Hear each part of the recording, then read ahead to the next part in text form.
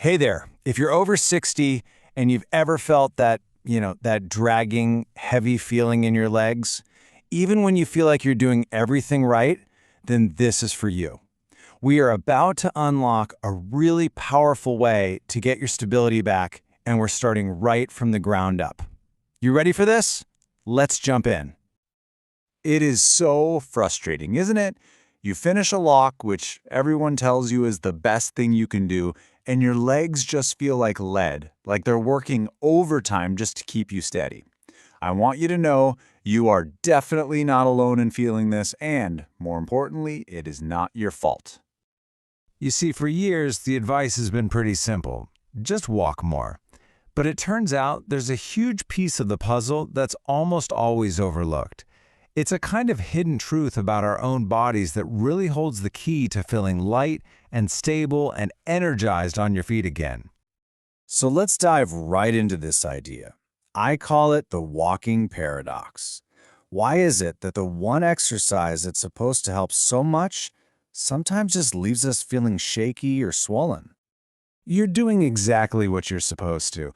I mean, you're getting out there, you're moving your body, but still, that sureness you used to have on your feet, it feels like it's fading, right? And maybe you're noticing a little more puffiness in your ankles by the end of the day. The reason this happens has nothing to do with how much effort you're putting in. It's because a really critical engine inside you just isn't getting the right signal. And that brings us to the big aha moment of this whole thing. Let's pull back the curtain and take a look at the real, hidden cause behind all of this. It's time for you to meet your body's second heart. Okay, so picture this. Buried deep inside your lower leg, underneath that big, obvious calf muscle you can see, there's this powerful flat muscle that most people have never even heard of. It's called the soleus muscle. And while it doesn't get a lot of attention, its job in your body is, well, it's nothing short of heroic. And I'm not just being poetic here. This isn't just some catchy nickname. Actual scientists and cardiologists are now using this term, the second heart, because of its vital, life-sustaining function. That tells you just how incredibly important this thing is.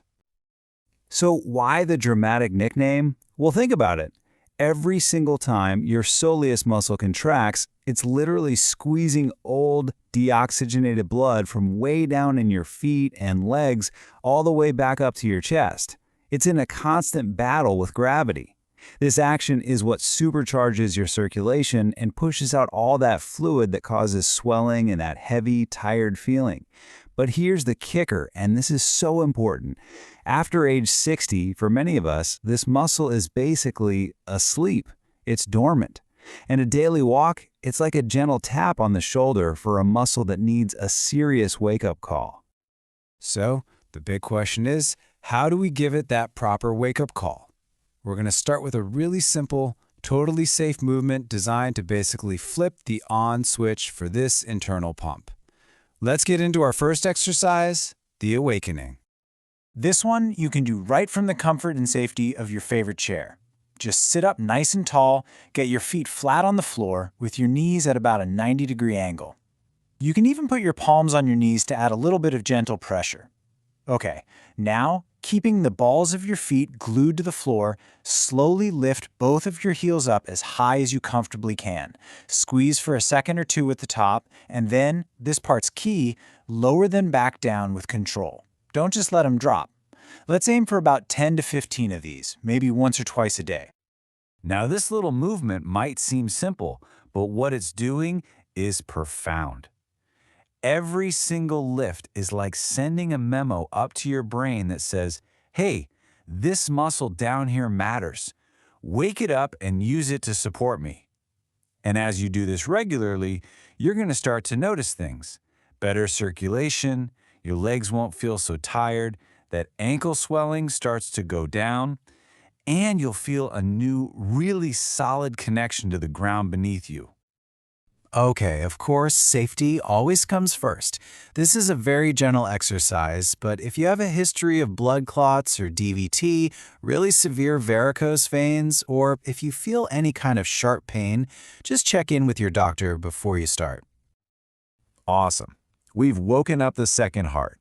Now, let's take that newly awakened muscle and teach it how to really work against gravity.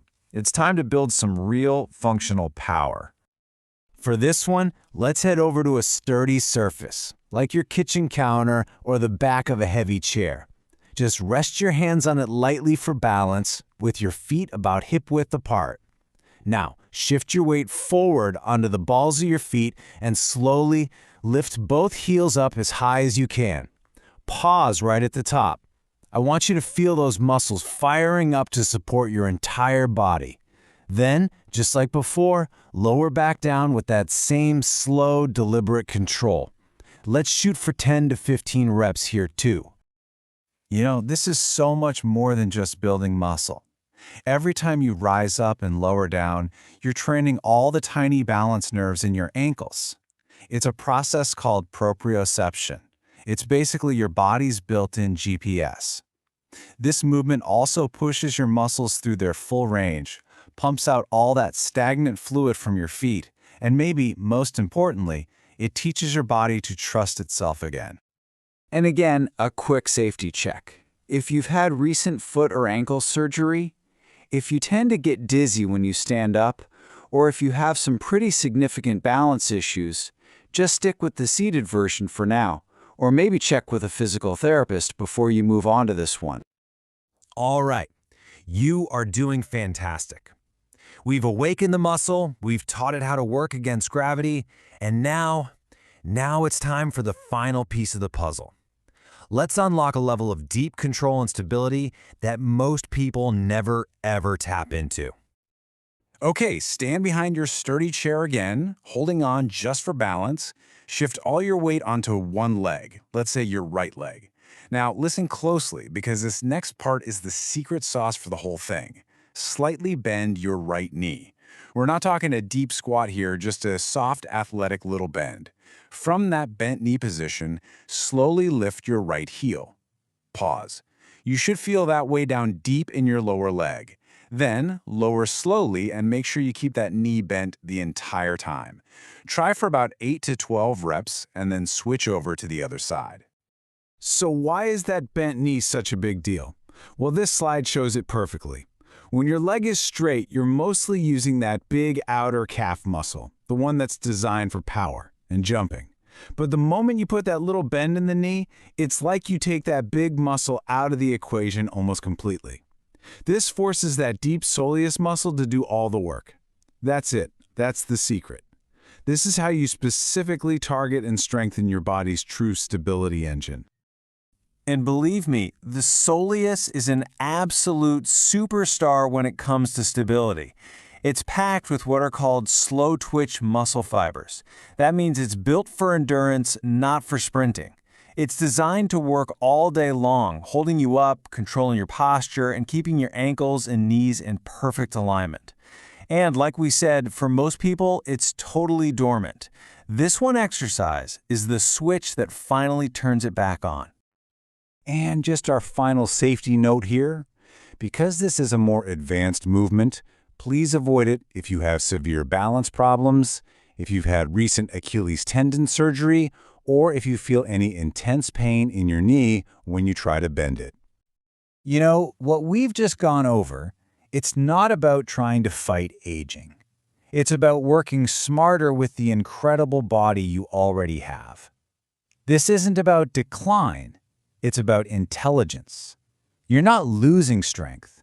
You're just learning how to access and use the incredibly powerful stabilizing systems that you've had inside you all along.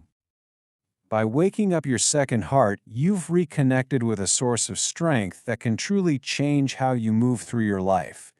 You have just reclaimed something so powerful. So the last question I want to leave you with is this. What are you going to do with your newfound stability? Thanks for joining